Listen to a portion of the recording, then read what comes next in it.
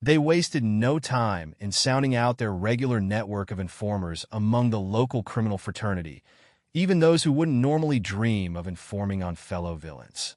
Crimes involving the death of children were usually an exception to any criminal code of silence, provoking such outrage that they would offer up any information they could. Yet despite a few stories of drug deals gone wrong, no murderous feuds were uncovered which could possibly have led to an abortive arson attack.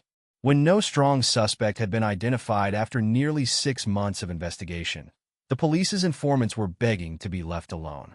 One asked Sagar, "How long are you lot going to be buzzing round this neck of the woods?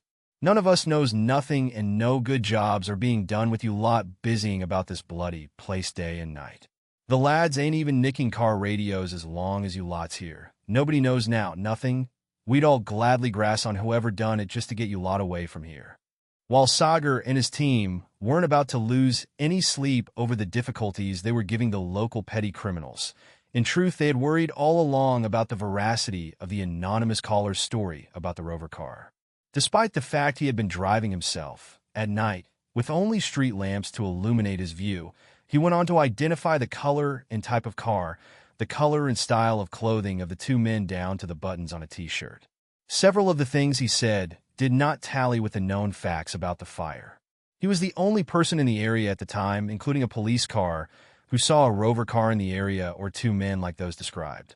The more they asked him, the more unlikely details he seemed to suddenly recall, which ultimately led police to dismiss him as an attention-seeking fantasist. According to Sagar, a few months later the witness came back to police and claimed that he had been mistaken and had actually seen the car on a different night altogether.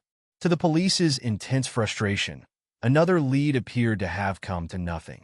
Yet, during the course of their investigations, a fortuitous discovery had been made. One of the Rover car owners whom detectives had put under surveillance had turned out to be heavily involved in cruising for sex with teenage boys in the city's public restrooms. Known locally as rent boys, desperate young men would hang around such gay haunts offering sexual favors in exchange for money. Could the arsonist have some connection with this seedy, secretive world? It was little more than a hunch, but police had nothing better to go on. By now it was June 1980, 6 months since the fire, and Detective Sagar's superiors wanted to close the case and divert manpower elsewhere. It was Humberside Police's last throw of the dice.